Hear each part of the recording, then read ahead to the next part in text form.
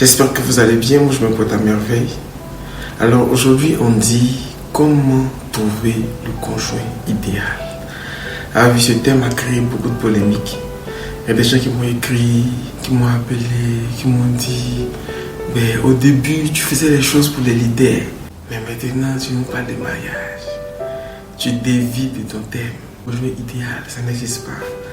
Tu aurais dû dire conjoint bon. Il y en a qui parlent, qui m'appellent, qui me disent bon, ton thème là, on attend ça. On veut voir de quoi tu vas parler. Il y a beaucoup de personnes qui me disent non, mais je ne suis pas encore marié. Depuis quand je parle de ce genre de choses moi-même? Ah les amis, beaucoup de polémiques. Ça me fait plaisir. Alors, rassurez-vous, nous sommes effectivement au rendez-vous du leader. Oui, quand on parle de leader, on parle réellement de quoi? Les amis, quand on dit leader ici, ne voyez pas le DG, le chef d'une entreprise, le chef d'une équipe de sport, le président du quartier, le pasteur de l'église. Leader, ça parle de mini, de conduit, ça parle de meneur, de conducteur, de dirigeant. Donc toi qui m'écoutes, tu es aussi un leader. Parce que tu as appelé un jour à prendre les devants dans une situation bien donnée, bien définie, et à conduire les gens à atteindre un objectif précis. À ce moment-là, il te faut alors que tu sois un bon leader. Donc quand on parle de leader, on ne parle pas de DG, on ne parle pas de chef et tout, on parle de tout le monde. Mais maintenant, le problème reste le même. Si c'est de ça qu'on parle, pourquoi dans le rendez-vous du leader, on vient nous parler de comment trouver le conjoint idéal? Quel est le rapport? Mes amis, écoutez ceci. Le travail premier du leader, sinon le travail principal du leader, consiste dans la prise de bonnes décisions. Bon, il peut s'avérer que vous ayez à inspirer votre équipe, vous ayez à motiver, vous ayez à faire tout ce qu'il faut faire là pour qu'ils aient confiance en vous et qu'ils vous suivent. Et la finalité, c'est de prendre une décision. Donc, une décision qui va les conduire à atteindre le but. Donc, le bon leader, c'est vrai, vous inspirez, mais vous devez être capable de prendre les meilleures décisions possibles. D'accord? Parce que si vous prenez des mauvaises décisions qui conduisent votre troupe ou les personnes sur un mauvais chemin, il est clair qu'ils ne vous suivront pas après encore. D'accord? Donc les amis, c'est la bonne décision qui fait le leader. Or, celui qui prend une bonne décision est celui qui est équilibré mentalement, est celui qui est équilibré moralement, est celui qui est équilibré intellectuellement, est celui qui est équilibré émotionnellement. C'est un équilibre. C'est parce que vous êtes équilibré, vous n'êtes pas biaisé, vous ne penchez pas d'un côté plus que de l'autre. C'est pour cette raison que vous prenez une bonne décision. L'équilibre. Or, c'est ainsi, sinon de nos jours, l'une des choses qui déséquilibre le plus les êtres humains, c'est bien sûr l'amour. Parce que de ce côté-là, il y a beaucoup de péripéties, il y a beaucoup de problèmes. Et vous savez très bien qu'une fois que le gourmet vous a attrapé, il est très difficile de rester calme et de pouvoir prendre les meilleures décisions. Alors, imaginez-vous avoir un conjoint, être dans une relation toxique. Ce sera encore pire. On a vu récemment l'histoire de Will Smith, de Johnny Depp. On a vu combien de fois le fait d'être avec le conjoint, le mauvais conjoint a pu cacher leur vie, a pu détruire leur vie. Et donc c'est pour cette raison qu'aujourd'hui, nous qui voulons rester équilibrés, on se doit de trouver le conjoint idéal. D'où la nécessité de parler de comment trouver le conjoint ou la conjointe idéale. Alors les amis, asseyez-vous confortablement. Vous êtes bien évidemment au rendez-vous du leader avec M. Sey. Comment trouver un conjoint idéal afin de rester équilibré? On doit comprendre qu'est-ce qu'on entend par conjoint idéal. Il y a des gens qui entendent ce mot, ils voient déjà leur liste.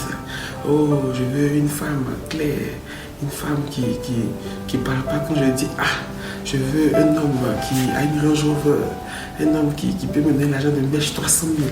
Chacun commence à voir en fait ces différents critères pour se mettre dans l'idéal. Mais en vrai, non. Vous savez, quand on dit quelque chose est idéal, c'est toujours par rapport à un but. On dit telle solution est idéale si on veut atteindre tel but. Mais plutôt telle solution si on veut atteindre un autre but. Donc l'idéal, c'est toujours par rapport à un but. Et ici, il faut comprendre la raison pour laquelle même la vie est telle qu'elle est. Pourquoi vous vivez toutes les difficultés que vous vivez? Pourquoi vous rencontrez les personnes que vous rencontrez? Tout ce qui se passe dans la vie vient pour nous apprendre une leçon, mais une leçon qui nous équilibre. La nature, moi je dis Dieu parce que je crois en Dieu, sinon pour ceux qui ne croient pas, acceptons la nature, l'univers, tout se met en place dans votre vie afin de vous équilibrer. Donc les difficultés, les peines, les joies, tout ce que vous vivez vient pour vous équilibrer. Pourquoi le monde n'est pas fait que de joie? Pourquoi il n'est pas fait que de tristesse? Pourquoi il n'est pas fait que de bonheur? Il y a des choses qui arrivent qui ne sont pas bonnes à vos yeux, mais qui sont nécessaires afin de vous recadrer. Vous apprenez des leçons. Si vous étiez beaucoup naïf et que vous vous êtes fait anarquer à plusieurs reprises, n'est-ce pas? C'est un arc-là. Ça fait mal, mais en même temps, ça vient pour vous rendre de moins en moins naïf. Donc, vous allez commencer à vous dire que, ok, il faudrait que je fasse attention ici, ici, ici. Tout ça pourquoi? Parce que maintenant, vous êtes un peu réglementé. La vie vous a réglementé. Dans ce même sens, le conjoint idéal n'est pas le conjoint qui vient vous faire plaisir selon vos critères. C'est celui qui vous équilibre. C'est celui qui vous équilibre. C'est comme un contrepoids qu'on met sur la balance qui fait que vous ne tombez pas. Vous n'allez pas trop haut, vous n'allez pas trop bas. Ça vous équilibre. Donc, vous avez réellement besoin de connaître ce genre de personnes, de rencontrer ce genre de personnes. Et vous allez vous rendre compte que lorsque deux personnes se mettent ensemble et qu'ils ont des attitudes qui s'imposent, ça facilite la vie. Parce que la souffrance des discussions, des disputes vont faire que dans le temps, l'un va faire un peu de concession pour se rapprocher de l'autre et l'autre également. Et ça crée un équilibre. Et à ce moment donné, là où vous étiez trop gentil, vous commencez à devenir gentil de façon modérée, équilibrée, comme la normale. Parce que dans la vie, il ne faut pas être trop gentil, il ne faut pas être trop méchant, il ne faut pas être trop souriant, il ne faut pas être trop serein, il ne faut pas être trop de choses. Il faut rester équilibré. Alors, donc, la question, c'est on trouve où ce genre de partenaires qui viennent nous équilibrer, qui viennent combler nos faiblesses, qui viennent renforcer nos forces, qui viennent, ok, les amis, on les trouve où, on les trouve comment? La réponse va vous faire mal, parce qu'on n'a pas à les trouver, ils viennent à nous. On n'a pas à les trouver, ils viennent à nous. En vérité, c'est un thème piège. Pourquoi? Parce qu'on ne trouve pas les conjoints idéaux. Et les conjoints idéaux, on n'a pas besoin de les chercher. À chaque fois, toute personne que vous rencontrez est censée être, j'ai bien dit censée, est censée être celui qu'il vous faut pour la période dans laquelle vous êtes. Ce n'est pas celui avec qui vous allez vous marier. Je n'ai pas dit ça. J'ai dit c'est celui qu'il vous faut dans la période donnée. D'accord? Alors si tu es rentré sur un manipulateur, tu es une manipulatrice, quelqu'un qui te ment, qui fait, c'est la personne que tu dois rencontrer à cette saison. Parce que cette relation va t'apprendre beaucoup de choses. Elle va t'équilibrer de certaine manière. Donc vous savez, des fois aussi, parce qu'on n'a pas forcément la connaissance infuse, on peut un peu durer dans une relation toxique. Et à un moment donné, ça nous déséquilibre encore. Et Dieu emmène quelqu'un d'autre encore. La vie vous emmène quelqu'un d'autre encore. Et petit à petit, jusqu'à ce que vous tombez sur celui qui est bon. Mais vous savez, c'est quand vous allez finir le parcours de combattant, là, quand vous allez rencontrer tous ceux qui ne sont pas bons et tout, qui vont vous apprendre petit à petit, vont vous rendre mature. C'est à ce moment donné, quand votre caractère va atteindre un stade de maturité, pas la perfection, mais c'est un stade de maturité, que le bon viendra ou la bonne viendra. Alors, il y a un raccourci, n'est-ce pas? Si je ne veux pas passer par toutes ces choses, si je ne veux pas me faire avoir par toutes ces choses, qu'est-ce que je fais? Je m'équilibre, je m'observe moi-même, je trouve mes défauts et je cherche à m'améliorer. Parce qu'il y a un principe de la vie que je vais vous donner, il ne faut pas oublier. Le principe, j'attire à moi l'homme ou la femme qui m'équilibre, qui me correspond, selon mes défauts et mes qualités actuellement. C'est toi, tu peux penser que, je suis quelqu'un de naïf et j'ai besoin, je suis quelqu'un de super colérique, j'ai besoin de quelqu'un qui est calme et tout, et qui ne parle pas trop. Tu peux penser ça, mais la vie peut t'emmener quelqu'un qui est aussi colérique, mais d'une manière que tu n'as jamais vue, au point où ça te calme. Vous voyez, les choses arrivent comme ça. On ne sait pas pourquoi, mais ça vient toujours des raisons. Il arrive par hasard. Et pour cette raison, si tu veux éviter de tomber dans des relations inutiles qui vont te faire mal, c'est vrai, qui vont t'amener à comprendre des choses même dans la douleur, mais il est temps que toi-même tu commences à t'améliorer. Donc si je comprends bien la logique des gens, vous voulez que la nature ou Dieu vous envoie un partenaire vraiment estime, vraiment qu'on recherche tous, c'est ce que vous voulez. Mais pendant ce temps, vous-même, vous n'êtes pas un partenaire. Donc vous pensez que Dieu va prendre son temps, va façonner quelqu'un de valeur, quelqu'un de bon, quelqu'un de bien, va vous envoyer à vous pour vous le maltraiter. Non, c'est pas possible. C'est pas possible. Les gens, bon, ça tient eux pour se marier. Je n'ai pas dit forme des relations. Parce que si c'est des relations toxiques, on en forme toujours. Mais les gens, bon, ça tire un peu. C'est vrai que des fois, vous pouvez faire le mauvais choix. Parce que vous savez penser que c'était le bon, puis finalement vous vous êtes mis ensemble, tout a dérégulé. C'est encore une raison, je reviendrai là-dessus.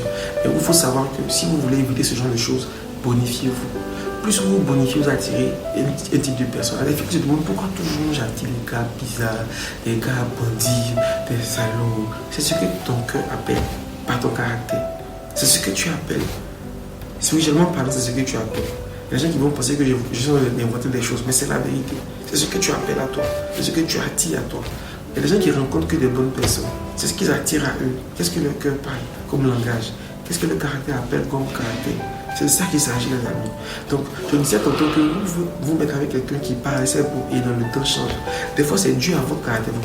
Est-ce que vous saviez que vous vous mettez dans une relation, que vous avez un excès de confiance, cette personne va briser votre confiance? C'est une loi. Même si la personne était déjà bien auparavant. C'est une loi, c'est comme une loi de cause à effet. Bon, je ne sais pas si c'est comme ça qu'on dit, mais en tout cas, c'est comme quelque chose qui est lié. La vie est comme ça. Si vous commencez à avoir un excès de confiance, cette personne va briser un peu la confiance pour vous apprendre à doser. Parce qu'il faut être équilibré, les amis. Il faut être équilibré. Donc, des fois, vous allez vous rendre compte que quelqu'un n'avait pas un comportement. C'est pour ça que les gens disent, en parenthèse, qu'au début, il n'était pas comme ça. Quand elle a vu que j'ai commencé à l'aimer, elle va se comporter d'une autre manière. Ça veut dire que tu lui as montré ton amour de façon exagérée. Non, c'est pas dire qu'il ne faut pas montrer son amour. Il faut faire toutes choses avec équilibre. Il ne faut pas faire les choses avec excès. Les amis, c'est ce qui crée beaucoup de difficultés dans la vie des gens. C'est ce qui crée beaucoup de difficultés dans les foyers, dans les couples. Parce que les gens, ils font des choses avec excès. Et des fois, ça change le comportement de l'autre. Là où l'autre avait un comportement beaucoup plus correct. Parce que toi, tu as trop excédé dans ta tolérance. Tu vois, tu parles pas, tu as trop excédé. Et l'autre devient beaucoup plus léger. Et c'est des choses qui arrivent, en fait, c'est comme ça. Mais plus vous êtes équilibré dans votre attitude, plus le partenaire s'est équilibré. Donc, ça veut dire que quelqu'un va attirer le bon et le customiser ne rend pas bon par vos comportements vous-même. C'est possible que ça arrive encore si vous changez dans le temps, effectivement. Donc, ici, qu'est-ce qu'il faut retenir? Si je veux attirer même des bonnes relations amicales, ou je veux attirer de bons amis, je dois m'équilibrer. Il y a des fois, je vais attirer les gens qui ne sont pas bons, pour qu'ils me fassent ce qui n'est pas bon, pour que je puisse équilibrer une partie de mon caractère.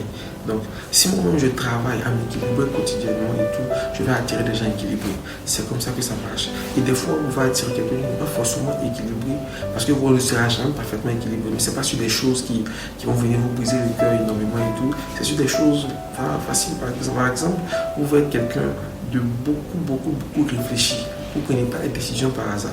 Et il y a quelqu'un qui est beaucoup spontané, voilà, qui fait les choses au feeling et tout, que vous pouvez attirer. Sa spontanéité va vous équilibrer peu à peu, à ne pas être trop en train de réfléchir, mais vous allez l'équilibrer peu à peu aussi, à ne pas trop être en train d'être spontané. Et c'est comme ça que la vie devient belle. Vous voyez? Mais ça veut dire que si vous avez un problème à un autre niveau, pas au niveau de ce que je viens de dire là, vous allez attirer quelqu'un qui vient équilibrer ça aussi. Et à ce moment donné, ça peut créer des pleurs. Donc, travaillez sur vos caractères. Votre meilleur atout pour avoir une meilleure partenaire, c'est devenir vous-même un meilleur partenaire. Quand les meilleurs, ça tient un peu, les mauvais, ça tient un peu, et se bonifier un peu. De sorte que personne ne puisse avoir la bouche sur l'autre pour dire que c'est toi qui es mauvais et c'est moi qui suis bon. Chacun vient avec son niveau. Donc, les amis, comment trouver le conjoint idéal? C'est de devenir soi-même le conjoint idéal. Par rapport à quel but? Par rapport à l'équilibre. Merci.